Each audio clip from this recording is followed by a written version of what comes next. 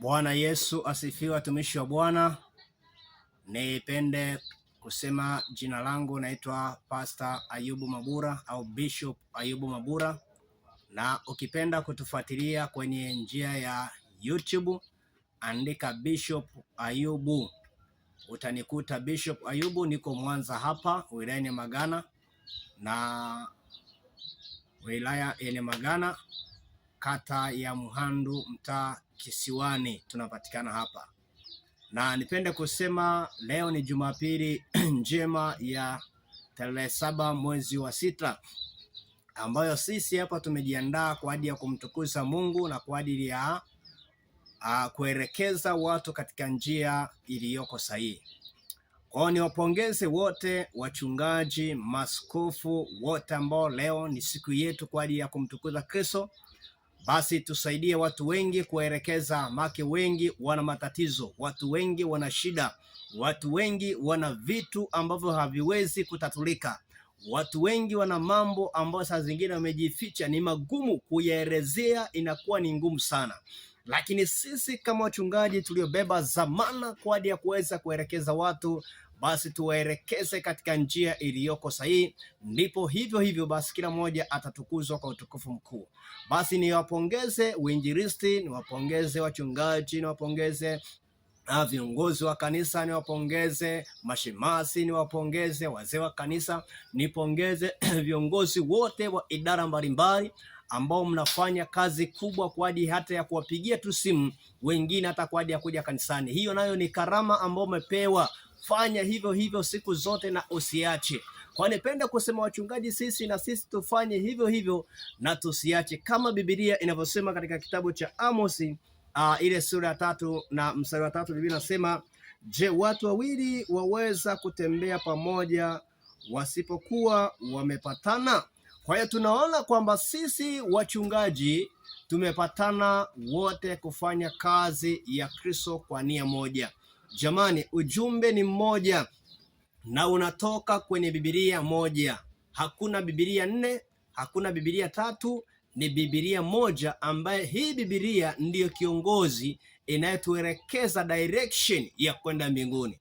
Hakuna mtu ambaye aliweza kwenda mbinguni akatusimulia habari zile za mbinguni, isipokuwa Kristo alikuja kwetu kutusimulia habari za mbinguni, na yeye ndiye njia ya kweli na uzima.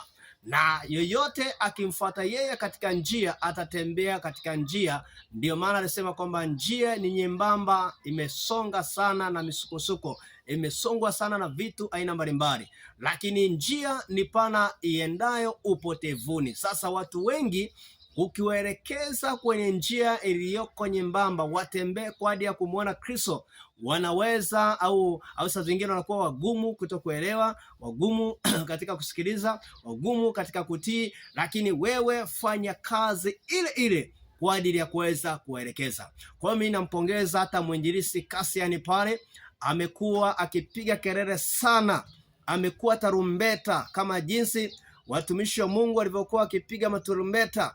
Nengo la tarumbeta kwamba ilipokuwa ikipigwa tarumbeta anakusanya, maana yake tarumbeta ni mwito wa kukusanya.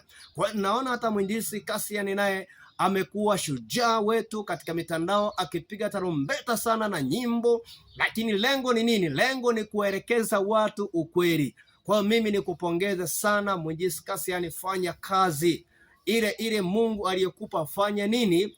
Fanya kazi. Niwapongeza hata maaskofu wote, kama kimfano Bishop Maboya, namuona Bishop pale Kakobe, namuona Bishop Mwingira, namuona Bishop Gwajima. Kwa wanafanya kazi sana katika hiyo. Kwa niwapongeze sana, niseme kwamba tuendelee kufanya hivyo na tuzidi kutembea wote kwa pamoja, na tuzidi kushauriana sisi wote kwa pamoja.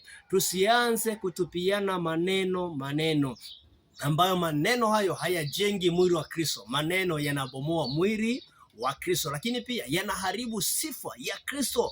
Tukianza kuchukuliana maneno, mchungaji huyu, manake tunauzararisha mwili wa Kristo.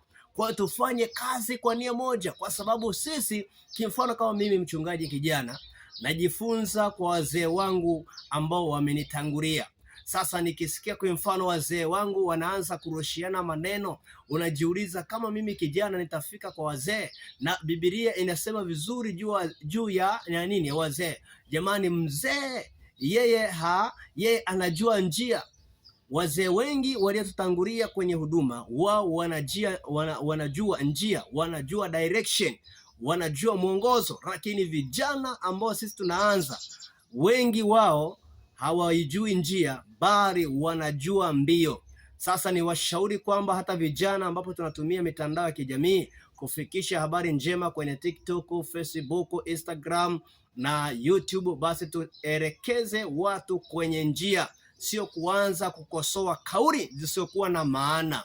Sasa manake kama ukikosoa kauli ya mwingine, manake tunataka tuone hoja yako na kauli yako nzuri ni ipi. Nataka nikwambie hakuna mwanadamu aliyokamilika. Wote tuna mapungufu, wote hatujui mambo mengi, wote hatujakamilika. Mkamilifu ni Kristo mwenyewe au Mungu mwenyewe, huyo ndiye mkamilifu. Kwa sababu huyo ndiye mkamilifu, basi tujifunze kwake. Ndio maana nasema kwamba tujifunze kwake, maana yeye ni mpore, maana yeye ni mwepesi, yeye si mzigo mzito, yeye ni mlaini. Maana yake ukifuata jinsi anavyotaka utajifunza kwake na utaelewa mambo mengi. Kwa hiyo mimi niko hapa kabisa Mwanza, naungana na wote ambao leo tutakuwepo hapa, naungana na makanisa yote ambao tutajumuika, naungana na watumishi wa Mungu wote ambao wako kanisani, naungana na vipindi vyote ambavyo vipo. Nawapongeza maaskofu wa jiji la Mwanza, Bishop Deo, Bishop Magumba, lakini Bishop Santos na Bishop pale Magige. Kwa niwapongeze sana wote kwa kazi nzuri sana. Kwa hiyo niseme Mungu awabariki sana na tuko pamoja.